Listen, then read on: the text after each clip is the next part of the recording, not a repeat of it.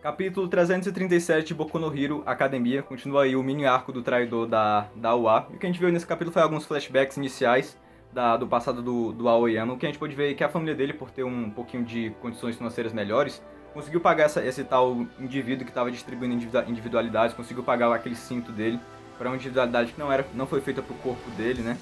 Isso só me fez pensar, gente, que talvez a mãe da Midori, a mãe do Midori não tenha passado pela mesma situação e só por não ter uma condição financeira assim tão boa quanto os pais do Aoyama, porque pelo que a gente entendeu eles são ricos, talvez ela não tenha ido por esse caminho, porque talvez ela tenha ouvido falar desse cara que estava distribuindo individualidades, que é o All for One, mas por não ter condições de pagar esse serviço, digamos assim, ela acabou não indo adiante nisso e nunca sequer citou isso pro Midori, justamente pra não deixar ele pensando, poderia ter sido eu, mas só porque a gente é pobre a gente não consegue. Eu sei que a família do Midori não é exatamente pobre, acho que eles são ali classe média, né? Mas eles também não são ricos, como é o caso da família do Aoyama. Então acho que uma coisa muito interessante pode acontecer é a mãe do Midori aparecendo aí, não exatamente nessa situação, talvez numa conversa posterior com o Midori, ela dizer que ela também ouviu falar desse cara que estava distribuindo individualidades e ela simplesmente não teve condições de pagar. Ela não contou pro Midori justamente por isso, para ele não ficar se remoendo só porque são pobres, ele não pôde realizar o sonho dele.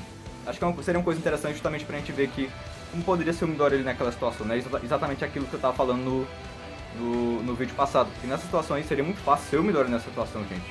Acho que foi algum capricho ali do destino, acabou não sendo o Midori nessa situação e acabou sendo o Aoyama. Mas o traidor da UA nesse momento aí poderia muito bem ser o Izuku Midori, ao invés do Aoyama. Então, só pra gente ver como não dá pra culpar totalmente o Aoyama. Mas beleza, mesmo esse negócio de não culpar o Oyama, a gente até não tendendo a culpar o Oyama, porque a gente tá vendo que ele tá arrependido, ele não fez isso aí por pura maldade.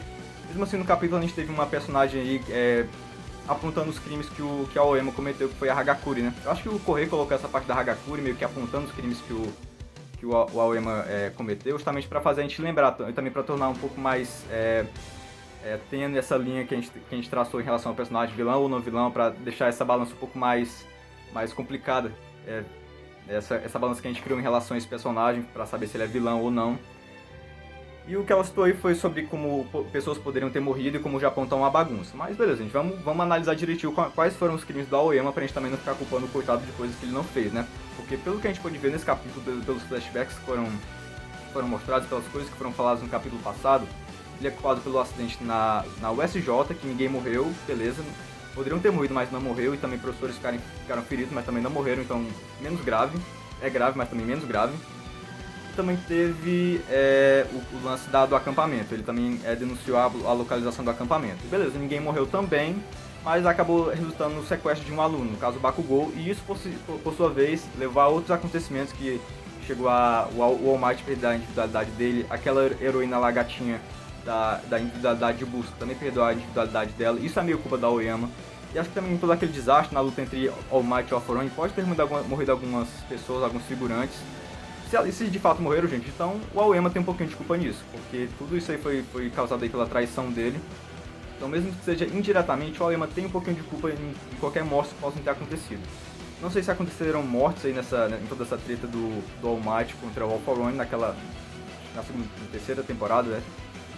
Mas mesmo assim, se aconteceram, se pessoas ficaram feridas, o Aoyama tem um pouquinho de culpa, porque tudo isso aí foi consequência das ações dele, da traição dele, né? Mas mesmo assim, gente, mesmo o Aoyama tendo um pouquinho de culpa, ele sendo inocente ou não, eu continuo concordando aí com o Midori, sobre como você não pode chamar uma pessoa de vilã pela vida inteira só por um crime que ela cometeu, principalmente uma pessoa que não tinha muitas opções, né? Porque como eu falei, o Midori poderia estar na mesma situação que ele. Então, mesmo que torne essa fala aí da Hagakure no capítulo, torne um pouquinho mais tênue essa linha aí que foi traçada pro personagem do Aoyama, eu ainda fico no lado do Midori, que quer perdoar o Aoyama, porque mesmo que o Aoyama esteja tendo dificuldade de perdoar a si mesmo, eu quero perdoar o Aoyama porque eu sei que ele não tem muita culpa, ele estava numa situação de pressão, e provavelmente você que está assistindo esse vídeo, se você estivesse na situação dele, você faria a mesma coisa para proteger os seus pais. Eu também provavelmente faria a mesma coisa para proteger os meus. Então o Aoyama não é um vilão de forma alguma, eu fico aí do lado do Midori. Aí, por falar em Hagakure, acabei de citar ela, né? Nesse capítulo a gente viu um pouquinho borrado porque o capítulo é escaneado, mas acho que quando sair no domingo a gente vai poder ver um pouquinho melhor. Acho que uma esperança que eu tenho até o final da história é que a gente vai poder ver a aparência da Hagakure totalmente. Talvez ela evolua a individualidade dela de uma forma que ela consegue ligar e desligar esse lance de invisibilidade. Então uma esperança que eu tenho é que a gente vai ver o rosto dela de fato. Talvez até com cores, talvez ela apareça numa capa de Boku no Hero, né? pra gente ver direitinho o rosto dela até o final da história. No meio dessa treta toda, lá pro final do capítulo, parece que o Bakugou se tocou de alguma coisa ali. Acho que foi exatamente a mesma coisa que eu falei no vídeo passado, né, gente? Que agora eles podem usar o Aoyama como um agente duplo pra passar informações erradas pro All For One, né? Eu acho que o Bakugou deve ter se tocado disso, então aí mais um motivo pra perdoar o Aoyama. Tem dois motivos pra perdoar o Aoyama e a família dele, né? O motivo ali do coração, porque ele de fato ele não é totalmente culpado. E também um motivo ali mais racional, porque seria muita burrice não usar o Oyama nessa situação, né? E até uma chance ali pra o pobre coitado se redimir com ele mesmo, né? Os pais dele também se redimiram, eles também devem estar culpados. Então ali tem dois motivos pra perdoar o Oyama e usar ele aí como um agente duplo. A questão do coração e a questão mais racional como um estrategista, né? Então, muito provavelmente eles vão usar o Aoyama como um espião, um agente duplo, né? Seria muita burrice se eles não fizessem isso. Acho que foi justamente isso que o Bakugou se tocou aí no final do capítulo. Assim, eles falaram que eles não sabem de nada quando eles perguntaram que informações eles tinham. Eu não lembro exatamente que pergunta eles fizeram pra Oyama e a família dele agora. Eles perguntaram alguma coisa aí, o que é que vocês sabem? Eles responderam, nós não sabemos de nada. Então, gente, esse negócio de não saber de nada não cola, né? Porque é impossível que eles não saibam de nada, porque de alguma forma eles têm que se comunicar com o All For One.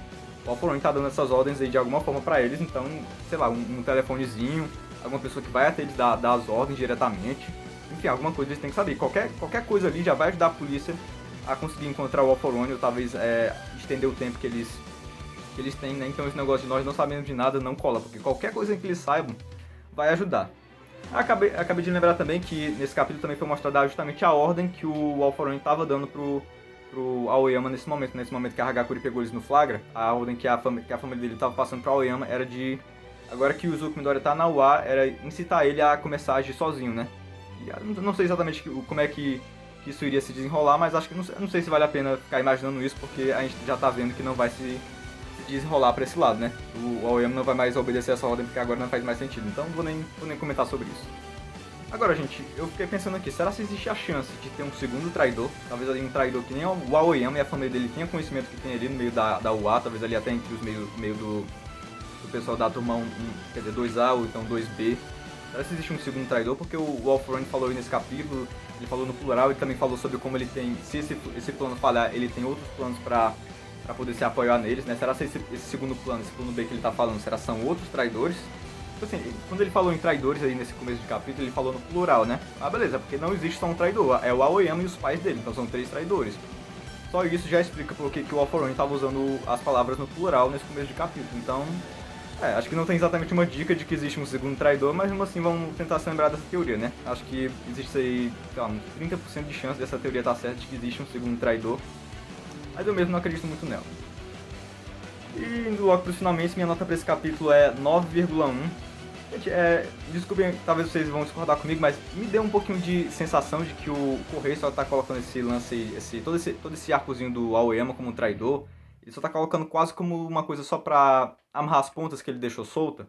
Porque eu nunca me esqueço, gente, de uma declaração que ele deu sobre como ele não se lembrava que tinha um traidor na UA. Ele mesmo tinha se esquecido que ele tinha colocado um traidor no meio da história. E me dá a sensação de que esse lance de traidor ele é uma coisa que ele colocou na história, meio sem pensar muito, que depois talvez ele tenha se arrependido. E agora que ele tá finalmente desenvolvendo esse lance da trama do traidor, é uma coisa que ele tá fazendo só pra não ficar ponta solta, só pra não ficar furo de roteiro. Assim, não tô dizendo que tá ruim, tá bom. Porque, até como eu já falei em outros vídeos, o Correia é um mestre da narrativa, até tramas ordinárias ele consegue deixar interessante.